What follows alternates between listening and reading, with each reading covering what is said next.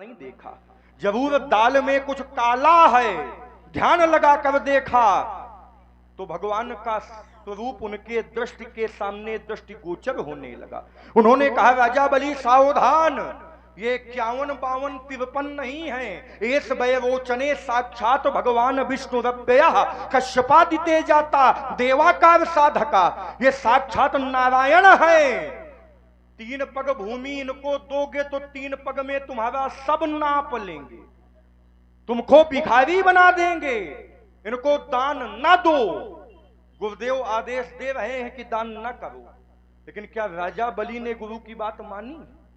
उन्होंने कहा, संसार को देने वाला मेरे द्वार पर खड़ा है, अगर आज मैंने इनको खाली हाथ लौटा दिया तो मेरे समान अभागी कौन होगा। गुरुदेव ने आदेश दिया था, लेकिन वहां गुरुदेव की बात नहीं मानी गई। क्यों? क्योंकि गुरुदेव की बात मानने योग्य नहीं थी। तो धनुष तोड़ने वाले ने यहां भगवान शंकर के धनुष को तोड़ दिया, तो क्या यह उचित है? महाराज हाँ हो गया। देखिए मिश्री जी प्रथम में ही कहा था कि और इसी सुंदर संवाद में श्री जगत प्रजापत जी 21 मुद्राएं, जय मां गजानन किराना स्टोर प्रोप्राइटर श्री राजेंद्र सिंह जी परिहार 21 मुद्राएं आपकी ओर से भी। हमारे ब्रजेंद्र सिंह जी जहां भी हों मंच के पास आ जाएं। धन्यवाद। चलिए महाराज, हमने प्रथम में ही ये निवेदन किया था कि बातें जो भी हों तो बहुत कम शब्दों में ही हों, ताकि जितने कम शब्दों में उत्तर होंगे उतने अच्छा सबको समझ में आएगा।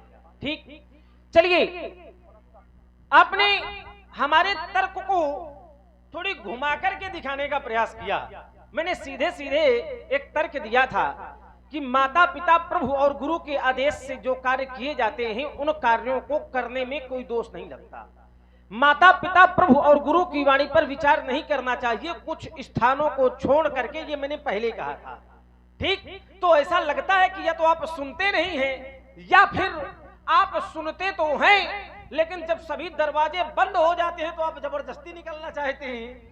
कोई ना कोई कारण अवश्य है। आपने कहा कि हिरण्यकश्यप ने कहा प्रहलाद से कि भगवान को ना मानो, लेकिन हिरण्यकश्यप ने पिता की बात नहीं मानी। अच्छा, हिरण्यकश्यप ने क्या कहा था कि भगवान को ना मानो, भगवान का विरोध करने के लिए कहा था, तो प्रहलाद ने बात नहीं मानी। शुक्राचार्य ने राजा बलि से भी यही बात कही थी कि भगवान को ना मानो, भगवान को दान ना दो, तो राजा बलि ने भगवान का विरोध नहीं किया। कहने का अर्थ यह, मैंने प्रथम में इसलिए कहा था कि कुछ स्थानों को छोड़ करके, जैसे संसार के माता पिता, संसार के गुरु अगर भगवान का विरोध करने के लिए कहें तो उनकी बात ना मानो, अन्यथा हर स्थान पर उनकी बात मानो। मैंने इसलिए प्रथम में कहा था। कुछ स्थान और हैं, जैसे गुरुजी भोजन कह रहे हो, गुरुजी कह दे कि बस अब कुछ नहीं चाहिए, तो शिष्य अगर कह दे कि प्रभु एक और अब दे दिया जाए तो उसमें कोई दोष नहीं है। माता पिता शयन कर रहे हो, पुत्र सेवा कर रहा हो, माता पिता कहें बस पुत्र अब सेवा नहीं, अब पुत्र फिर भी सेवा करता रहे तो दोष नहीं है। अन्य स्थानों को मानना चाहिए। चलिए मैं आपकी बात को 2 शब्दों से काटे दे रहा हूं। परशुराम जी ने अपनी माता का वध किया। क्यों भाई? इस बात को सब लोग जानते हैं। कौन कौन जानता है इस बात को? सब लोग जानते हैं। परशुराम जी ने माता का वध किया, किसके कहने पर? पिताजी के कहने पर। आचार्य कहते हैं कि परशुराम पितु आज्ञा राखी, अब मारी मातु लोक सब। ये सारा संसार जानता है कि परशुराम जी ने पिताजी के कहने से माता का वध किया। परशुराम जी ने माता का वध किया, लेकिन परशुराम जी को दोष नहीं लगा। अच्छा ये बताओ, इस संसार में माता से भी बड़ा कोई होता है क्या? विचार करिए, इस संसार में माता से बड़ा कोई होता है? उत्तर मिला ना। परशुराम जी ने माता का वध किया, लेकिन परशुराम जी को दोष नहीं लगा। क्यों नहीं लगा? क्योंकि पिताजी ने आदेश दिया था, इसलिए परशुराम जी को दोष। वही बात तो मैं भी कह रहा हूं कि अगर पिताजी के आदेश से माता जी को मार रहे हो, दोष नहीं लग रहा, तो धनुष तोड़ने वाले ने गुरु जी के आदेश से धनुष को तोड़ दिया तो दोषी कैसे?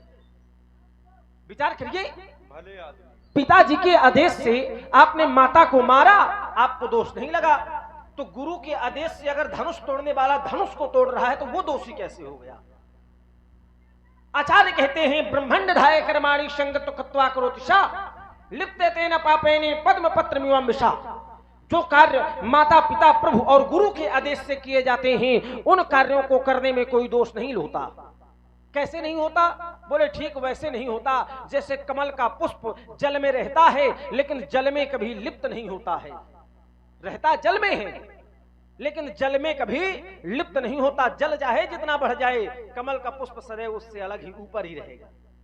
ठीक उसी प्रकार जो कार्य माता पिता प्रभु गुरु के आदेश से किए जाते हैं उनमें दोष नहीं होता। इसलिए मेरी बात सीधे सीधे है कि अगर पिताजी के आदेश से माता का वध करने में आपको दोष नहीं लगा तो फिर धनुष तोड़ने वाले को गुरु का आदेश मानने पर दोष कैसे लग गया? एक बात। चलिए दूसरी बात बहुत थोड़े शब्दों में, आपने कहा कि हम समस्या नहीं समाधान बन के आए हैं। विचार करो, आपके घर में किसी संत भगवान का आगमन होगा तो आप लोग प्रसन्न होंगे कि भयभीत होंगे? थोड़ी बोला करो, कहे इनका दबाव माने हो का आप लोग? अरे भाई जब हम आ गए हैं तो दबाव मानने की जरूरत नहीं है। बहादुर, घर में अगर किसी संत का आगमन होगा तो सब लोग प्रसन्न होंगे। अच्छा, परशुराम जी मिथिला में आए तो ईमानदारी से बताना कितने लोग प्रसन्न हुए? अरे राम राम राम महाराज, ईमानदारी ये है क्या होगा कि आपको तो मुंह ना दिखाना चल कहीं का। अब देखो, मतलब इतनी बड़ी समाज में कोई ये कहने वाला नहीं है कि नहीं परशुराम जी बढ़िया है। अच्छा, ये कहने वाला नहीं है कोई प्रसन्न नहीं हुआ। क्यों? क्योंकि परशुराम जी के आने से जो मिथिला के संत थे वो भयभीत हो गए और जो दुष्ट रहे वो प्रसन्न हुई गए। कहने का अर्थ ये कि समाज में जो अराजक तत्व रहे वो प्रसन्न हो गए और जो संत थे वो भयभीत हो गए। तो ये समाधान है कि समस्या है? और इसी तर्कपूर्ण संवाद में आप हैं food king restaurant. Food king restaurant मुस्कुरा तरुण गेस्ट हाउस के सामने श्री सत्यम राजपूत जी मुस्कुरा वालों की ओर से 100 पुष्प मुद्राएं श्री परशुराम जी लक्ष्मण जी के चरणों में प्रदान कर रहे हैं। आपको धन्यवाद। किसी बिटिया का विवाह हो रहा हो, अब परशुराम जी जैसा व्यक्ति पहुंचे और कहे कहाँ है कन्या का वर, मैं उसका वध कर दूंगा। कोई कहे महाराज ऐसा काहे कर रहे हो, ये तो समस्या बना रहे हो आप। तो इनके जैसा व्यक्ति हो तो कहते हैं ये समस्या थोड़ी है, ये तो हम समाधान कह रहे हैं। विवाह में कन्या के वर का वध करोगे तो ये समस्या है महाराज की समाधान? दो बातें दे रहा हूं क्योंकि चर्चा में बड़ी नहीं करना चाहता, मैं थोड़े थोड़े में ही चाहता हूं। दो बातें हैं और चाहता हूं कि जिस प्रकार मैंने थोड़े में चिंतन दिया है उसी प्रकार आप भी थोड़े में सीधे सीधे चोट करते चले। आइए, राजकुमार लक्ष्मण ने कुछ बातें रखी, उनमें विचार करते हैं। इन्होंने सीधा बिंदु हमारे ऊपर दिया, कह रहे हैं आपने पिता के आज्ञा से माता का वध किया कि नहीं किया? परशुराम पितु आज्ञा राखी और मारी मातु लोक सब साखी। परशुराम ने अपनी माता का वध किया तो ठीक, और धनुष तोड़ने वाले ने धनुष को तोड़ दिया तो ये गलत। ठीक है, परशुराम ने अपनी माता का वध किया लेकिन माता का वध करके माता को जीवित भी करवाया, और ये परशुराम का प्रभाव है। संसार का व्यक्ति माता को मार सकता है लेकिन माता को जीवित, धनुष तोड़ने वाले ने धनुष को तोड़ दिया है, वो के पुरखन का चुनौती है आके जोड़ दे तो लड़ाई ना खत्म।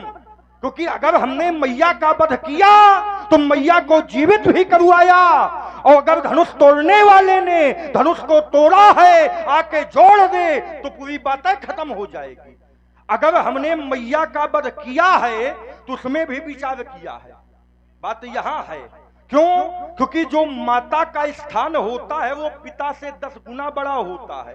पितुर 10 गुना माता गौरवेणात् विच्यते।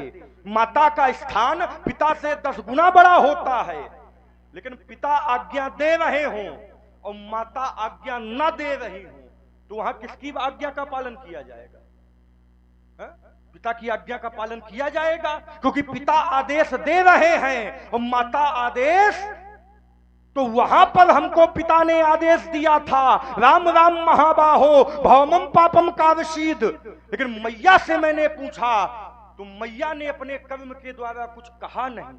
तब मैंने पिता की महिमा को जान करके माता का वध किया और पिता ने जब मैंने माता का वध कर दिया तो पिता ने कहा, राम मैं तुमसे प्रसन्न हूं, वरदान मांगो।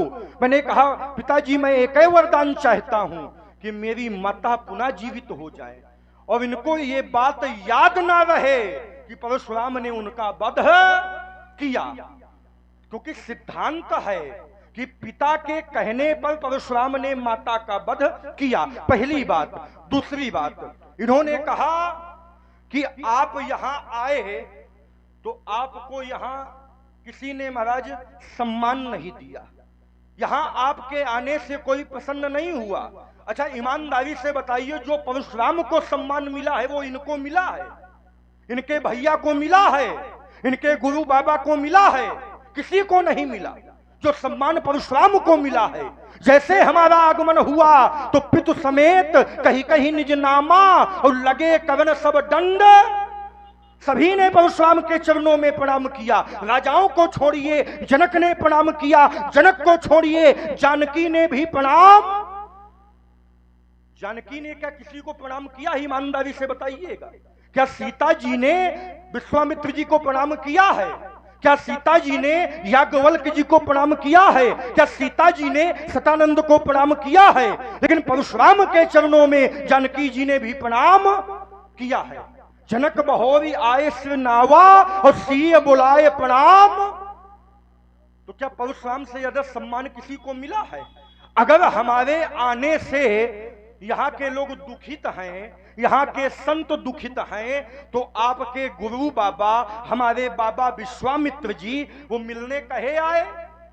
विश्वामित्र मिले पुनि आई। अगर हमको देखकर यहाँ के संत प्रसन्न नहीं है तो विश्वामित्र जी संत है कि नहीं है? ईमानदारी से बताइएगा। संत नहीं है, महामुनि है। विश्वामित्र महामुनि ज्ञानी जब विश्वामित्र जी मिलने आए तो कहां से मान ले कि लोग प्रसन्न नहीं है? चलिए महाराज, हाँ। दो बातें थी, हाँ, दो बातों पर आपने चिंतन दिया। अब कुछ शब्दों में आप भी ले लीजिए। कहते हैं कि विश्वामित्र जी संत हैं या नहीं, यद्यपि कुछ समय पहले आपने एक अर्धाली पढ़ी थी, आपकी पूरी बात को मैं एक अर्धाली से काटे देता हूं। सुर मुनिनाग नगर नर नारी असोचे ही सकल त्रास उर भारी। त्रास माने भय, त्रास माने भय। परशुराम जी के आने से सभी लोग भयभीत हो गए। कौन? बोले नगर नर नारी सुर मुनि। मुनि माने बोले विश्वामित्र जी भी तो मुनि है, तो सुर मुनि नाग, देवता, मुनि, महात्मा, सिद्ध, नगर के नर नारी। बोले मिथिला के नर नारी कैसे हैं? तो आचार्य कहते हैं कि पुर नर नारी सुभग सुचि संता, धर्मशील ज्ञानी गुणवंता, वही संत, वही देवता, वही मुनि, सब भयभीत हैं। किससे? परशुराम जी से। मैंने एक अर्धाली पढ़ी है और आप भी एक अर्धाली ऐसी पढ़ दीजिएगा, इसलिए कि बड़ा चोटीला संवाद हम कर रहे हैं इस समय पर। हाँ, सीधे सीधे चोट वाला संवाद होगा आज। मैंने अर्धाली पढ़ दी कि आपके आने से सब भयभीत हैं। अब आप एक ऐसी अर्धाली पढ़ दीजिएगा जिससे यह प्रमाणित हो जाए कि परशुराम जी के आने से मुनि महात्मा प्रसन्न है, मैं स्वीकार कर लूंगा। आप हमको ये ना बताओ कि मिलने आए, कबहू कबहू दबे दबे भी मिले जहां का परत है। हाँ, समाज में कबहू को ऐसे गड़बड़ वाले आदमी आ जाते कि उन्हें पाए लगी करा का परत है। गड़बड़ वाले ना कहना। हाँ। भाई ऐसा गड़बड़ वाले, ऐसा गड़बड़ वाले हैं। ऐसा भी होता है कि किसी को दबाव के कारण प्रणाम करना पड़ता है कि भाई अगर पाए लगी ना करबे तो काल रास्ता में छेक ना ले, या से कोनो भरोसे वाला आदमी थोड़ी है। तो ये उत्तर नहीं लगेगा कि हमको प्रणाम करने आए कि हमसे मिलने आए ना। जिस प्रकार मैंने उत्तर कर दिया कि आपके आने से सभी भयभीत हैं, तो आप भी एक ऐसी चौपाई पढ़ दीजिएगा, अर्धाली पढ़ दीजिएगा, जिससे यह प्रमाणित हो जाए कि आपके आने से सब प्रसन्न है, मैं स्वीकार कर लूंगा। एक बात। आइए दूसरी बात, आपने कहा कि मैंने अपनी माता को मारा तो जीवित भी किया और तुम्हारे पुरखन का चुनौती है। महाराज सुनो तो, इतना महान काम हम कर भी नहीं सकते, इतना महान काम हम कर भी नहीं सकते। जो माता 9 माह अपने गर्भ में रखती है, अपने वक्षस्थल का पैपान कराती है, इतने कष्ट उठाती है, और उसी माता पर शस्त्र चलाना, अरे राम राम राम, ऐसा कार्य हमारे बस से बाहर है भाई। हे भोले बाबा, ऐसा पुत्र एक तो हो ना, और जो धोखे से हुई जा तो हो। क्या कह रहे हो? कुछ कह ही थोड़ी रहे। करे होते ही मर जाए ऐसा पुत्र। अभी हम धाउक देंगे व्यास जी, फिर न कहना आप। अरे हाँ, देखो का कहने बोले धौंक देंगे, और क्या? नहीं क्या बढ़िया शब्द है धौंक देंगे। हाँ, तुम्हारे लिए यही प्रयोग करना पड़ेगा। और इसी सुंदर संवाद में जय मां गजानन किराना स्टोर, जिनके प्रोपराइटर राजेंद्र सिंह जी परिहार, 100 पुष्प मुद्राएं आपकी ओर से श्री परशुराम जी लक्ष्मण जी के चरणों में। श्री बाबूराम पाल जी बिहुनी कला, बाबूराम पाल जी बिहुनी कला 101 पुष्प मुद्राएं आपकी ओर से हमारी रामलीला समिति के सहयोग के लिए प्रदान है। धन्यवाद। अगर परशुराम जी ने इतना अच्छा कार्य किया होता महाराज, संसार की हर माता चाहती है कि मेरे राम और लक्ष्मण जैसे पुत्र हों, लेकिन संसार की कौनो माता नहीं चाहती कि मेरे परशुराम जैसा पुत्र हो। बोले तुम्हारे पुरखन का चुनौती है, हमारे बस का ये कार्य नहीं है कि माता को मारना। जीवित किया ना, आपने जीवित नहीं किया। आपने खुद अभी अभी कहा कि मैंने पिता से वरदान मांगा कि मेरी माता जीवित हो जाए, तो वो पिता के वरदान का प्रभाव था कि माता पुनः जीवित हो गई। खुद मार। अच्छा, अगर आप में इतनी सामर्थ्य थी, देखो एक मैं नया दर्शन दिए देता हूं, इतनी सामर्थ्य थी तो आपने एक बार अपने गुरु बाबा के पुत्र गणेश जी का दांत तोड़ा था। तुम को चुनौती है वो दांत का जोड़ के दिखाओ। हमको बता रहे हो कि धनुष का जोड़ के दिखाओ, तो तुमने दांत तोड़ा था और जाओ तुम दांत का जोड़ के दिखाओ, फिर आके हमसे कहना कि धनुष का जोड़ के दिखाओ। अच्छा, तो बात यहाँ जोड़ने तोड़ने की नहीं है, बात यहाँ पर यह है, मेरा तर्क ये था कि क्या गुरु के आदेश से किया हुआ कार्य गलत हो सकता है, और अगर नहीं तो फिर धनुष तोड़ने वाला दोषी कैसे। उत्तर यहाँ आना था, तर्क मेरा ये था। तो आप बहुत जल्दी धीरे से बच के निकलने का प्रयास कर रहे हो, लेकिन आप परेशान कर रहे हो। हम जब आपको निकलने दे तब ना, आज आपको भागने हम देंगे नहीं, ये मान लो भाई। तर्क सीधे सीधे ये है कि जब गुरु के आदेश से किया हुआ कार्य अनुचित नहीं होता है तो फिर धनुष तोड़ने वाला अपराधी कैसे हो गया। दो बातें ही, देखो कितना कम बोले हैं। अब आपको प्रसन्न करने के लिए अच्छा बोले हैं। अच्छा। हाँ, तो अब अच्छा उत्तर दे दो। हाँ, ये प्रसन्न करने के लिए अच्छा है बोल रहे हैं, आगे बोल रहे हो, कहें बहुत अच्छा बोल रहे हैं। इन्होंने कहा कि विश्वामित्र जी भी मुनि हैं, और जितने यहाँ हैं सुर मुनि नाग नगर नर नारी सोचई सकल त्रास उर भारी। देवता, यहाँ के मुनि, यहाँ के नगरवासी सभी भयभीत हैं। तो क्या विश्वामित्र जी खाली मुनि है क्या?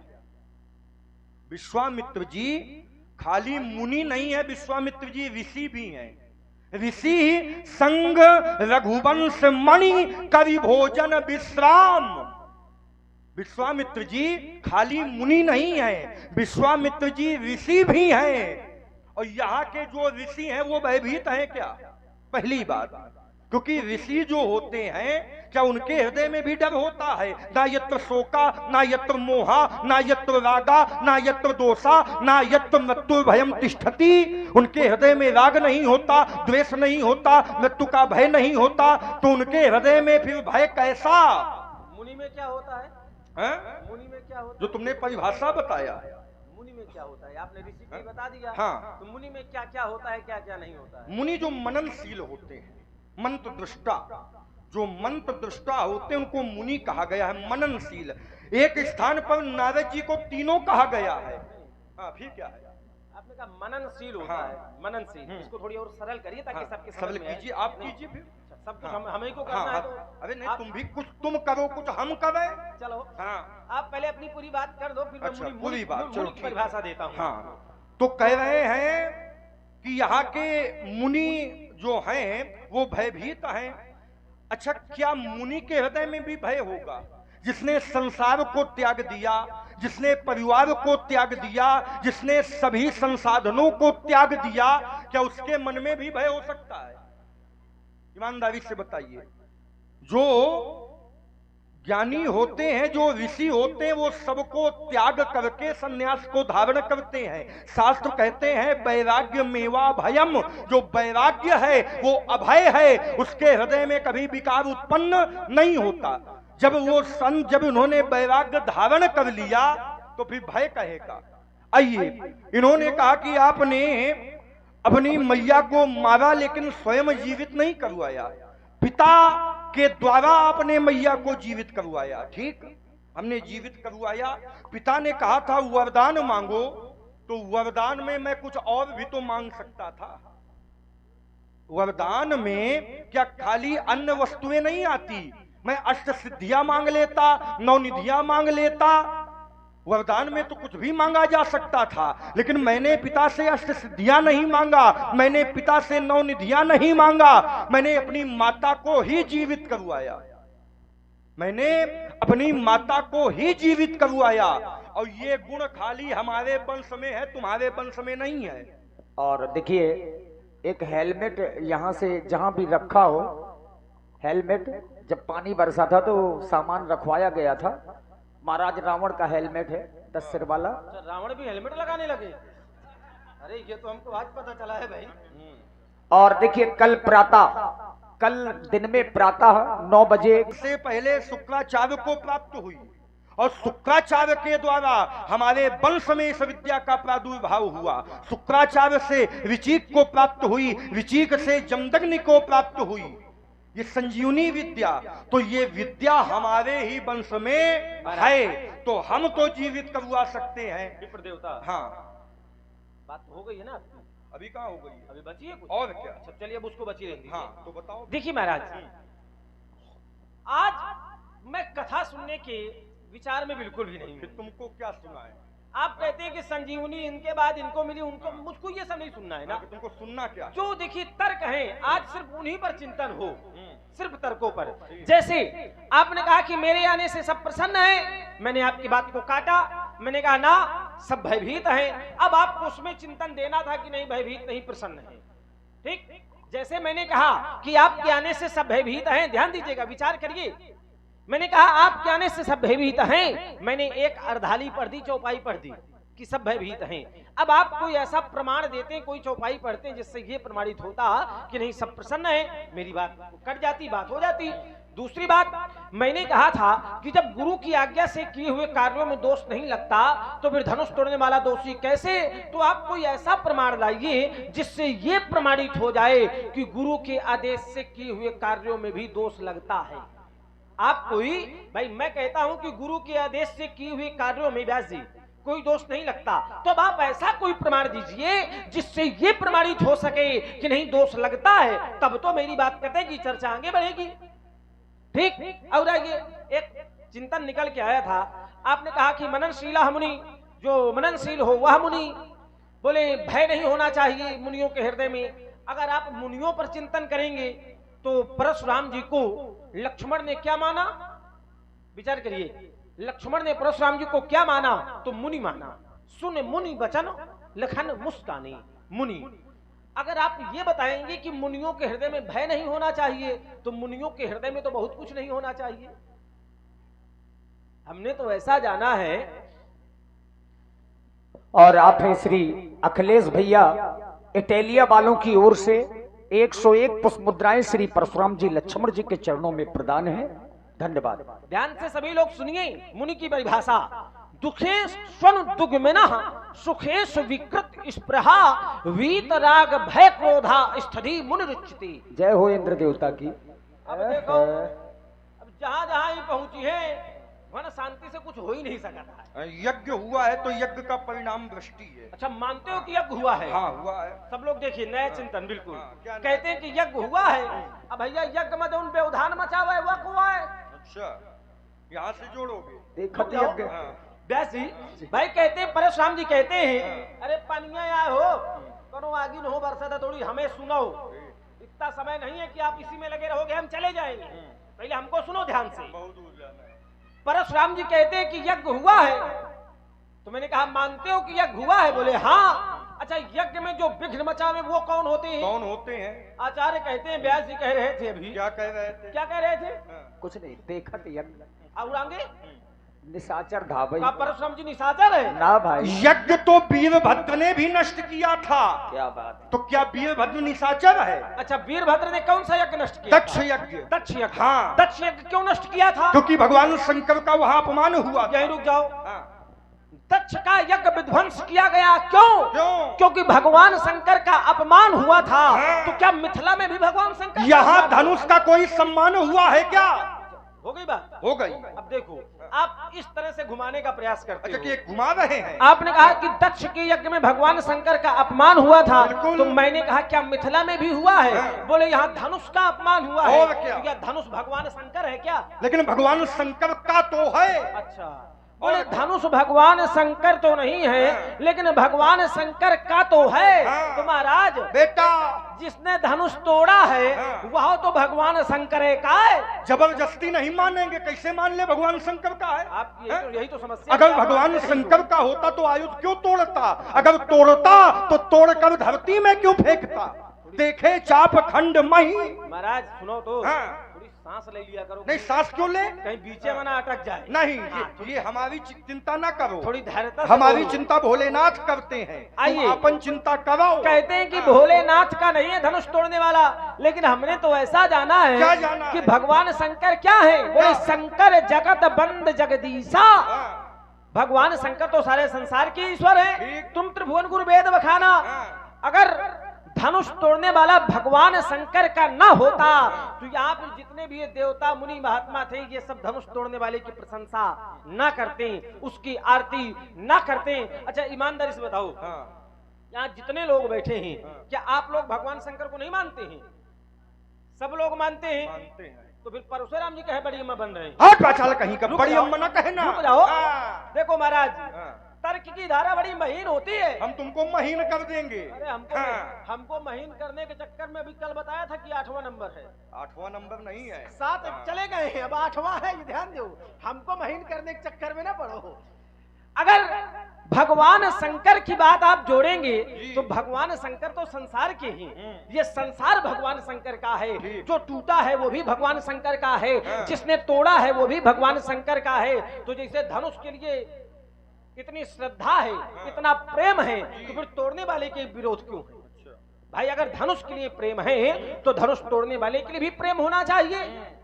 क्यों? क्योंकि हमने तो ऐसा जाना है। देखो, इसी तर्क को मैं मजबूत किए देता हूँ। आपको मुनि जाना है और हमने तो ऐसा जाना है कि समास सूत्रे च मित्रे च तथा मान अपमान यो शीतोष्ण सुख दुखेषु समास संग विवर्जिते।